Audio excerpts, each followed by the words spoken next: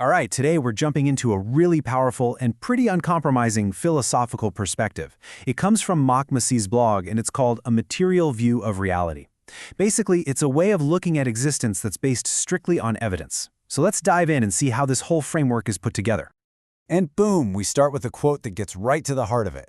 The universe functions without intention, morality, or purpose. This one sentence is pretty much the core idea for everything else we're going to talk about. It's a huge claim, and it immediately pushes back on some of our most common ideas about, well, everything. So how do you even get to a conclusion like that? Well, the author argues that it all starts with one fundamental rule about what it means to know something. That's section 1, evidence over faith. It's all about how we decide what's real and what isn't. And here's the key tool in this whole framework, the evidential claim. This isn't about what feels true or what you wish was true. It's all about what can be demonstrated.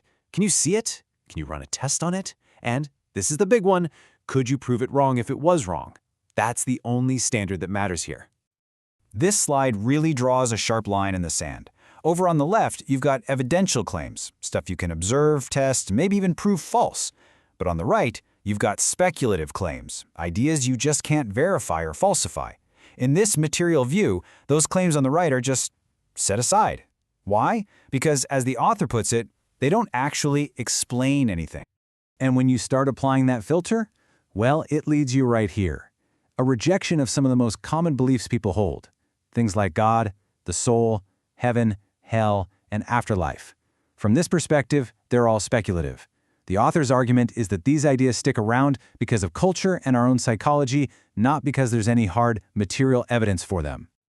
Okay, so let's shift gears from how we know things to what this way of knowing tells us about the universe. If we stick only to the evidence, what kind of cosmos are we actually living in?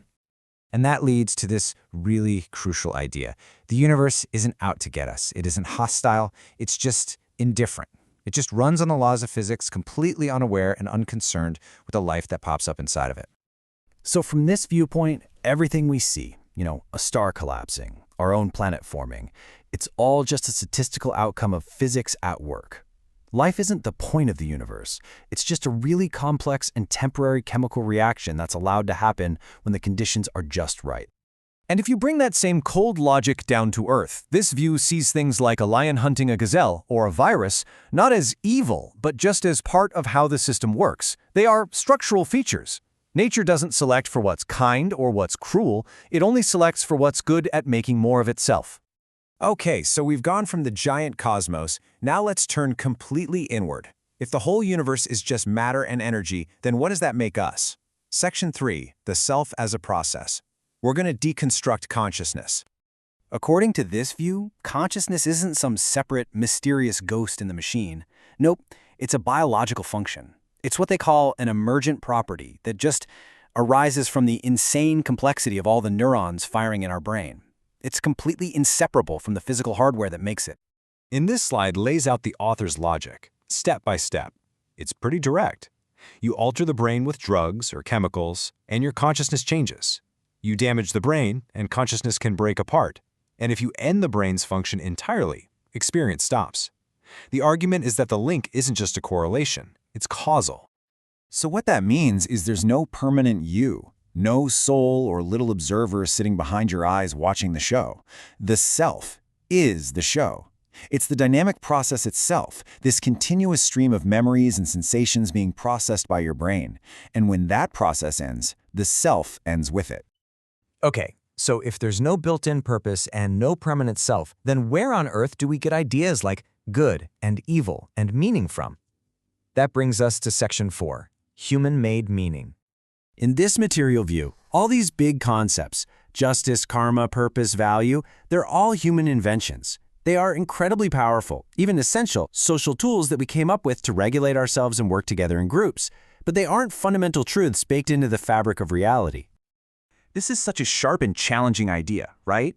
An action has consequences, for sure. That's just cause and effect. It might cause harm, which we, as a society, have decided is bad. But the universe itself doesn't pass judgment. There's no cosmic justice, there are only physical outcomes. Now you hear all this, and you might think, wow, that sounds like nihilism. And the author basically says, yeah, but maybe not in the way you think. It's not presented as a philosophy of despair, like nothing matters. Instead, it's framed as being intellectually consistent. It's a refusal to just invent a cosmic meaning simply because it would make us feel better. And that brings us to the final piece of the puzzle, and probably the toughest one. The final conclusion of this worldview, which is all about the nature of death. The argument is presented with this really powerful symmetry. Just think about it. For billions of years before you were born, you didn't exist. You had no awareness, no consciousness, no experience. And according to this material view, that's exactly the same state that follows death. It's not a journey to somewhere else. It's simply the end, the termination of the biological process that creates experience in the first place. And the logic here, from this standpoint, is pretty straightforward. Your personality, your memories, your identity, they are all functions of your physical brain.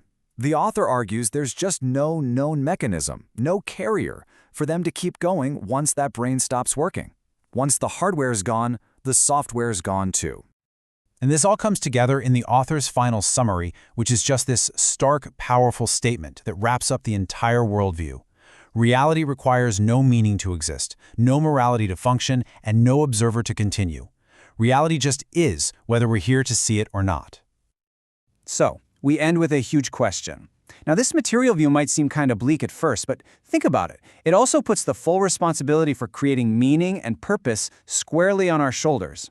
If the universe isn't giving us a meaning, well, that just means it's up to us to create our own. And the only question left is, what are we going to choose to build?